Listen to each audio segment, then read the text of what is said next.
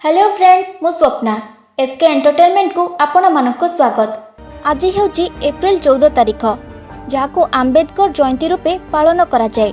Doctor Ambedkar जहांकर 1935 मसीह Reserve Bank of India स्थापन करने पाई मुख्य भूमिका थिला।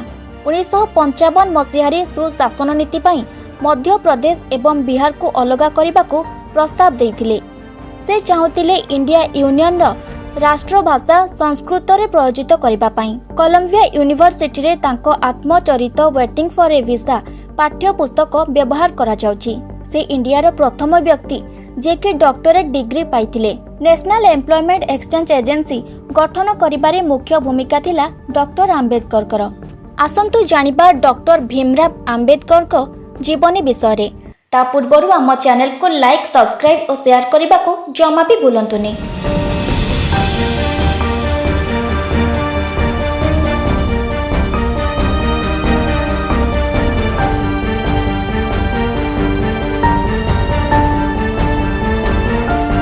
भारत को संविधान देइथिबा जणे महान नेता डॉक्टर भीमराव आंबेडकर को जन्म 1891 मसीहा एप्रिल 14 तारिख रे मध्य प्रदेश रो एक छोट गाँव रे होइतिला। डॉक्टर आंबेडकर को बापांको नाम रामजी मालोजी सकपाल और माँ भीमाबाई।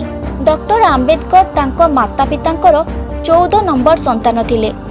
भीमराव आंबेडकर को जन्म एक अनुसूचित जाति रे होइतिला जहाको लोक अछुआ एवं नीच बोली भाबंती।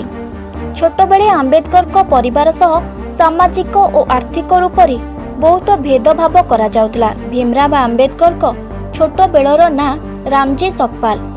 आंबेडकर को पूर्वपुरुष माने दीर्घ समय धरी ब्रिटिश ईस्ट इंडिया रो सेना भाबरे काम करुथिले आउ तांको बापा ब्रिटिश इंडिया रो सेना रे काम करुथिले।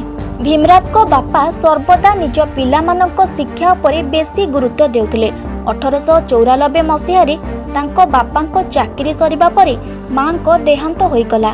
रामजी सकपालकर 3 पुओ बलराम आनंदराव भीमराव और 2 झियो मंजुला तुलसा को एक कठिन परिस्थितिर सामना करबाको पड़िला। भाई भौणी मध्य आंबेडकर केवल स्कूल परीक्षा रे उत्तीर्ण होई बड़ स्कूल जीवा पई योग्य विवेचित होई पारिथिले। सांग ब्राह्मण शिक्षक महादेव आंबेडकर जहाको से बहुत भल पाउथिले। तांको कहिबा अनुसार रामजी सकपाल तांको नारे सकपाल जगारे आंबेडकर जोड़ी देइथिले।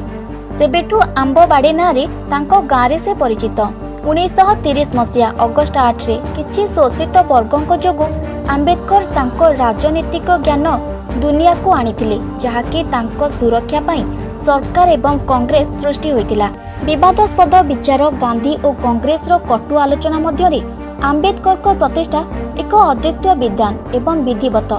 कारण 1947 मसीहा अगस्ट 15 रे भारत स्वाधीन होला परे देश कांग्रेस सरकार को अधीन रे आसिला। कांग्रेस आंबेडकर को देशर प्रथम आईन मंत्री भाबरे आमंत्रण करितिला जहाको आंबेडकर स्वीकार करी 1947 मसीहा अगस्ट 29 स्वतंत्र भारतर नुआ संविधान पाई विचारपति पदरे नियुक्ति होइतिले। 1949 मसीहा नवेम्बर 26 रे संविधान सभा संविधान को अपनाइतिला। 1956 मसीहा अक्टोबर 14 नागपुर रे आंबेडकर निज पाई एवं तांको समर्थकों पाई सार्वजनिक समारोहर आयोजन करथिले। 1948 मसीहा रे डॉक्टर आंबेडकर मधुमेह रोग रे पीड़ित होई 1956 मसीहा डिसेम्बर 6 रे देहत्याग करथिले।